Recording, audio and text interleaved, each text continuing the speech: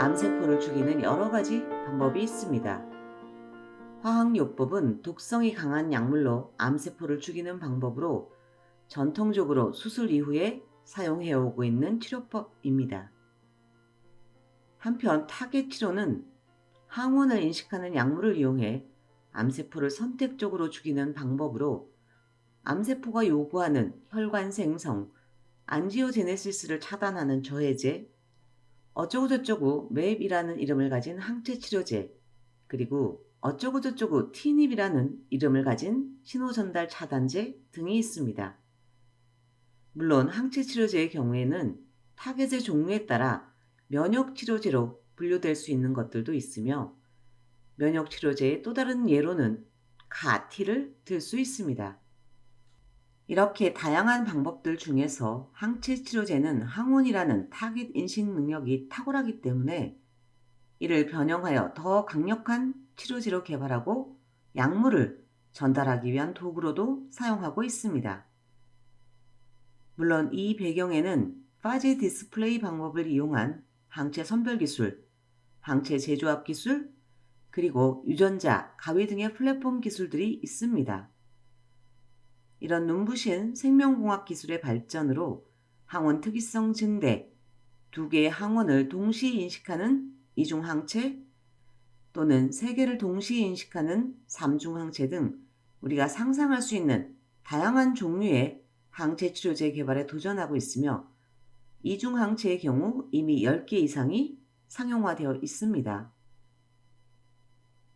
이렇게 만들어지는 항체 치료제가 모든 환자의 암세포를 완벽하게 제거할 수 있으면 좋겠지만 현실적으로는 그렇지 못합니다. 한편 전통적으로 사용해 오고 있는 화학치료제들은 세포 독성이 매우 강해서 암세포를 잘 죽이기는 하지만 암세포와 정상세포 구분 없이 빠르게 성장하는 모든 세포를 죽이기 때문에 전신 독성과 세포 독성이라는 매우 큰 부작용을 가지고 있습니다. 그런데요, 이 둘을 조합한다면 보다 효과적으로 암세포에게만 독성이 강한 약물을 전달할 수 있을 것입니다.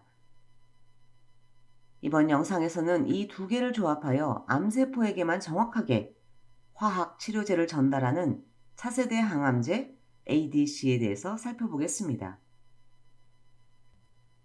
ADC는 안티바디 드럭 컨주게이트의 약자로 우리말로는 항체 약물 결합체로 번역될 수 있습니다. 이름에서 알 수 있듯이 이는 항원 특이성을 장착한 항체에다가 강력한 화학 치료제를 결합시켜서 암세포만 선택적으로 죽일 수 있도록 디자인되어 있습니다. 이 ADC를 암세포만 타겟팅하고 확실하게 죽이는 폭탄을 장착했다고 해서 똑똑한 폭탄, 스마트 밤이라고 부릅니다. 그런데요, 이 약물을 조금 세부적으로 들여다보면 서로 다른 두 종류의 치료제를 링커가 연결해주고 있다는 것을 볼 수 있습니다. ADC가 다른 항암제보다 특별히 똑똑한 몇 가지 이유가 있습니다. 표적의 약물을 정확하게 전달하는 능력과 암세포를 직접 죽이는 기본적인 능력 이외의 또 다른 능력을 가지고 있습니다. 타겟 항원은 주로 암세포의 빠른 성장에 필요한 신호를 받는 분자들인데요. 이 항원에 붙어서 암세포 성장 신호를 차단하는 능력도 가질 수 있습니다. 또한 항체의 FC를 통한 다양한 면역 반응을 유도할 수 있는 능력도 가지고 있습니다. 한마디로 CAR-T처럼 거의 만능에 가깝지만 CAR-T처럼 비싸지는 않습니다. 그래서 이 똑똑한 폭탄인 ADC를 차세대 항암제라고 부릅니다. 2021년 기준 11개의 ADC 항암제가 승인되어 있습니다. 각 치료제의 승인 연도를 보면 2017년을 기점으로 폭발적으로 성장하고 있는 것을 볼 수 있습니다. 그런데요, ADC 치료제 중 가장 먼저 승인을 받은 화이자의 마일로타그는 판매 회사인 화이자 스스로 승인을 철회하였다가 재승인 받은 기록을 가지고 있습니다. 마일로타그를 통해서 ADC 약물에 극복해야 할 기술적 문제와 확장 가능성을 살펴보겠습니다. 급성 골수성 백혈병에 사용되는 마일로타그는 젠투주맵이라는 항체 치료제에 DNA를 절단하는 오조가미신이라는 화학약물이 결합되어 있습니다. 구성을 보면 항체에 파란색으로 표시된 링커가 오조가미신을 연결해주고 있는 것을 볼 수 있습니다. 이와 똑같이 생긴 2017년 승인을 받은 급성 림프구성 백혈병에 사용되는 이노투주맵 오조가미신이라는 치료제도 있습니다. 이 두 약물은 항원을 인식하는 항체의 파라토프 부분을 제외하고는 모든 것이 동일합니다. 즉 기존에 사용되고 있는 다양한 항체 치료제와 폭탄인 화학약물을 링커를 이용해 조합하는 것이 ADC 치료제 기술의 핵심이라는 것을 알 수 있습니다. 또한 동일한 링커 기술을 이용해 다양한 조합을 통한 새로운 항암제로 확장될 수 있다는 것도 볼 수 있습니다. 물론 ADC 약물에 대한 내성도 나타날 수 있습니다. 이 약물에 대한 내성은 주로 항체가 인식하는 항원에 변이가 일어난 경우일 것입니다. 이렇게 내성이 나타나는 경우에 안정성이 높은 링커로 연결하는 기술만 있다면 항체의 파라토프만 바꿔 폭탄을 연결할 수도 있으며 이중항체, 삼중항체에 폭탄을 장착할 수도 있을 것입니다. 또한 폭탄의 종류도 바꿀 수 있을 것입니다. 즉 기존의 다양한 플랫폼 기술에 링커 기술이 더해지면 다양한 조합을 통한 새로운 항암제로의 확장성은 무궁무진하다는 것을 알 수 있습니다. 다음은 ADC에서 폭탄이 방출되는 기작을 살펴보겠습니다. 마일로타그는 조혈모 줄기세포 분화에 관여하는 CD33이라는 분자를 인식하여 세포 내로 유입됩니다. 그 이후에 세포막에 둘러싸인 상태에서 세포 내의 소화기관인 리소좀과 결합하여 복합체를 이룹니다. 리소좀 내부의 산도는 약 4.5에서 5 정도인데요. 마일로타그의 링커는 이렇게 낮은 산도에서 오조가미신을 방출하는 특성을 가지고 있습니다. 그럼 이 강력한 세포 독성을 가진 오조가미신은 DNA를 마구마구 절단하여 세포의 죽음을 유도하게 되는 것입니다. 그런데요, 마일로타그는 치명적인 약점이 있습니다. 간 정맥이 막히는 간정맥 폐쇄증을 유발합니다. 이는 간정맥 내피세포에 지속적인 손상이 일어나면서 생기는 위험성이 매우 큰 부작용입니다. 이와 같은 부작용으로 인해서 2009년에 화이자 스스로 승인을 철회하였다가 부작용의 위험성보다는 치료 효과가 더 크다는 것을 임상실험을 통해 다시 입증하여 2017년 재승인을 받았습니다. 이러한 부작용은 이론적으로는 똑똑하기 그지없는 폭탄이 실제로는 생각보다 똑똑하지 못하기 때문에 생기는 것입니다. 물론 모든 약물은 부작용을 동반하기 마련입니다. 그 부작용이 얼마나 위험한지가 매우 중요한 관건일 것입니다. 그런데요, 간정맥 폐쇄증과 같은 부작용은 매우 심각한 부작용이라고 할 수 있습니다. 마일로타그가 이렇게 큰 부작용을 나타내는 근본적인 원인은 이 약물의 안정성 때문입니다. 인체 내에서 ADC 약물의 안정성이란 약물이 혈액을 돌아다니는 과정에서 여기저기 아무 데서나 폭탄을 방출하면 안 된다는 것입니다. 마일로타그는 암세포 내부로 들어간 이후에 리소좀과 결합한 산성 조건에서 폭탄이 분리되도록 설계되어 있기는 합니다. 그러나 링커와 항체의 결합력이 강력하지 못해서 혈액 내에서 저절로 폭탄 방출이 일어나기도 하며 제조 과정에서 설계를 벗어나는 이상하게 생긴 녀석들이 섞여 있어서 폭탄 방출이 일어나기도 합니다. 지금 보는 그림은 링커를 통해 항체와 화학약물을 결합시키는 공정을 모식화한 것입니다. 먼저 항원의 특이성을 갖는 항체를 생산하고 화학합성을 통해 폭탄을 제조합니다. 그리고 항체와 링커를 섞어서 항체에 링커를 먼저 결합시킨 이후에 폭탄을 섞어서 완전한 ADC를 제조합니다.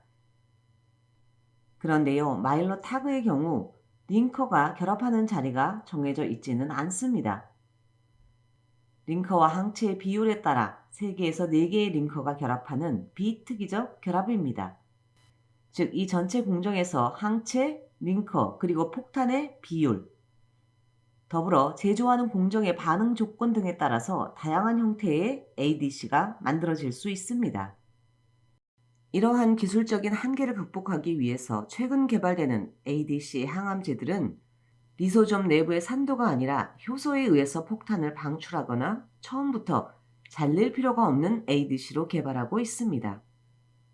실제로 최근 연구 결과에 따르면 잘려지지 않는 링커로 만들어진 유방암 치료제 캐사일라의 경우 다른 ADC에 비해서 월등히 링커 안정성이 높다는 연구 결과가 제시되고 있습니다.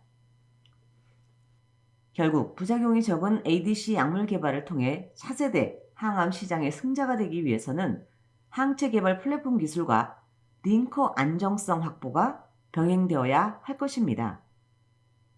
그러나 하나의 회사가 이 다양한 기술들을 다 확보하기란 쉽지가 않을 것입니다.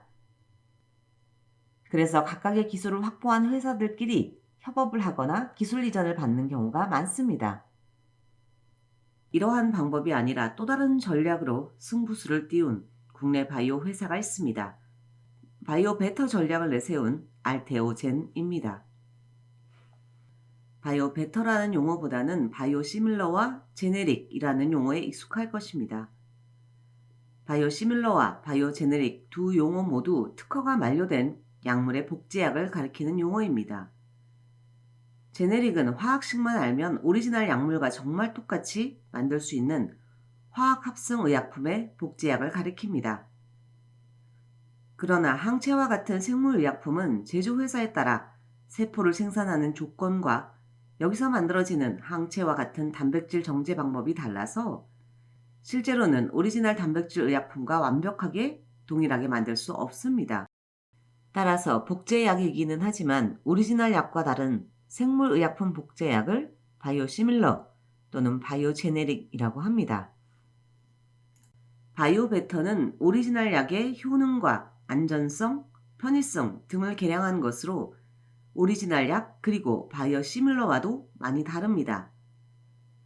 바이오시밀러와 제네릭은 오리지널 약의 특허 만료 이후에 사용할 수 있지만 바이오베터는 오리지널 약을 변형하는 것이라서 특별한 경우가 아니면 특허 만료와 무관하게 사용할 수 있으며 바이오베터 개발 과정에서 새로운 특허도 출원할 수 있습니다. 바이오베터를 한마디로 정의한다면 계량 신약이라고 할 수 있을 것입니다. 따라서 바이오베터 전략이란 우리는 이미 개발된 것을 변형하여 효능을 높인다는 것입니다. 이미 전 세계 제약회사들이 이 바이오베터 계량 신약 개발에 뛰어들었습니다. 특히나 ADC는 무궁무진한 조합이 가능하기 때문에 바이오베터 전략에 가장 적합한 대상이 될 것입니다. 바이오베터 전략을 내세운 알테오젠의 경우 ADC 치료제 개발과 관련하여 이미 승인을 받은 가장 안정성이 높다고 평가되는 캐사일라와 유사한 ALT-P7이라는 유방암, 위암 치료제를 개발하여 임상 1상을 마치고 2상을 준비 중입니다. 이 회사가 보유한 ADC 생산 기술은 다른 ADC 약물의 링커가 비특이적으로 결합하는 것과는 달리 항체 FC에 존재하는 시스테인에 특이적으로 약물을 접합할 수 있는 안정성이 높은 링커 기술입니다. 알테오젠 이외에도 레고캠 바이오, 앱티스 등의 다양한 회사들이 ADC 치료제 개발을 준비 중인데요. 거의 무한대로 개량이 가능한 ADC 시장에서 국내 기업들이 글로벌 기업들과의 경쟁에서 우위를 점유할 수 있기를 기대해 봅니다. 지금까지 불량엄마 과학수다 똑똑한 폭탄 항체 약물 결합체 ADC이었습니다. 안녕.